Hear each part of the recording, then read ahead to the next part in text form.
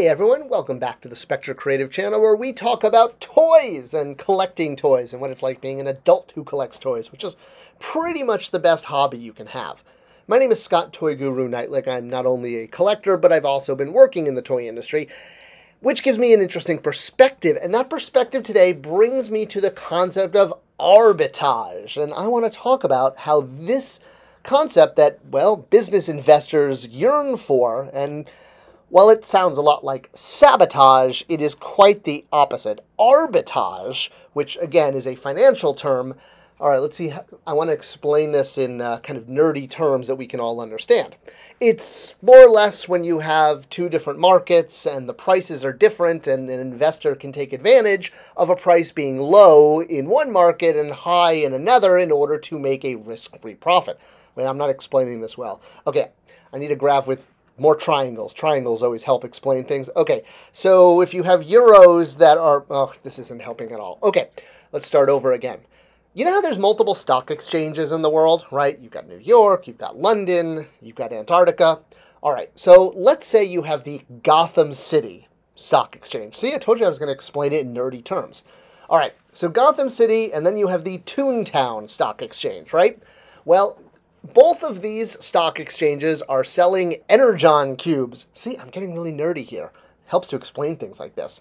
Now, these Energon cubes are not the same price, but they're the exact same thing. So, Gotham City is selling Energon cubes for $5. Sounds like a deal. All right?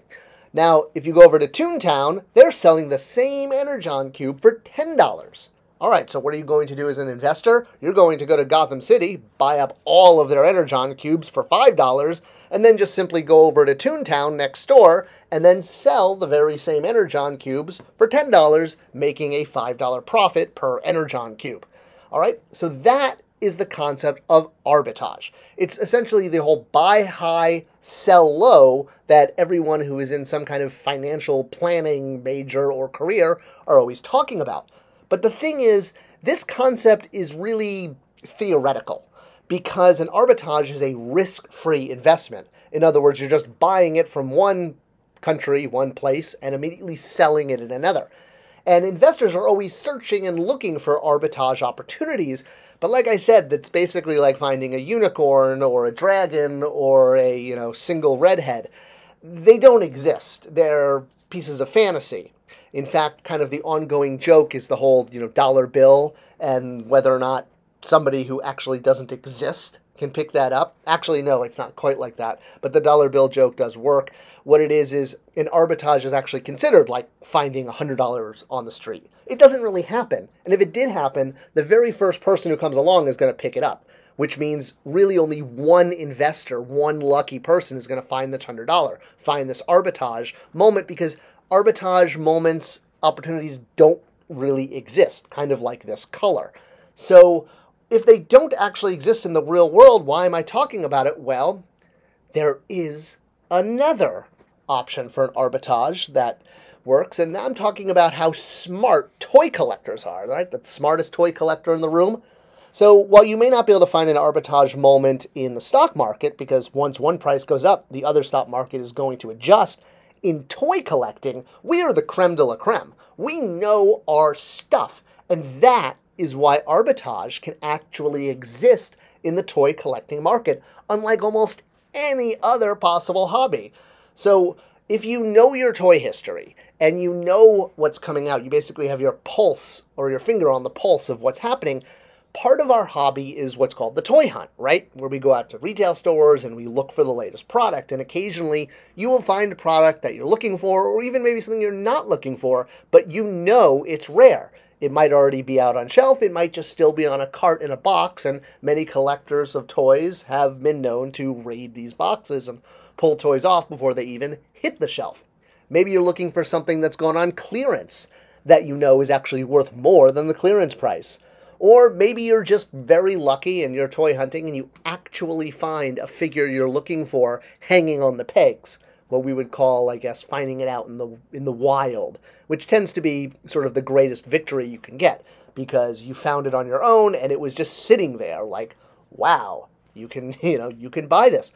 Well, Sure, you can add it to your own collection, but if you know this figure is hard to find, well, you can then resell it and make a profit. Now, I'm not trying to encourage scalpers. I'm just explaining how this concept of arbitrage is what scalpers more or less do. They have the knowledge of the product line to be able to sift through everything on shelf, extract the ones that are worth more money on the secondary market, and then resell them. That is literally the definition of an arbitrage, and that is something that stockbrokers, financial experts are constantly looking for and really not finding. So finding, hard to find figures, getting them into your cart, and again, you have the joy of owning them, but if you wanted to flip them, well, knowledge is sort of half the battle in this case, because most people who walk down that toy aisle aren't going to have any clue what figures are worth more than others. But the toy collector, we do. We have this knowledge, which is why this is literally one of the only instances of a retail product that consistently has an arbitrage effect, meaning knowledge is power, and our understanding of what's at retail gives us toy collectors an advantage that stockbrokers, financial experts, these people don't have, because you have to sort of hope an arbitrage moment comes along with stock before the two markets adjust and even out the price.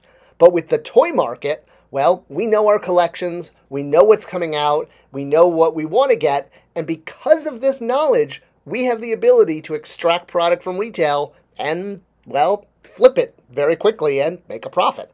Yes, I know that, scalpers aren't exactly smiled upon in the toy industry, but I want to at least explain in financial terms what they're doing and why this moment so uniquely belongs to toy collectors. I hope you enjoyed this video, and if you did, please do share it with others. It's the best way to show support for this channel. Thanks for watching, and I'll see you guys in the next one.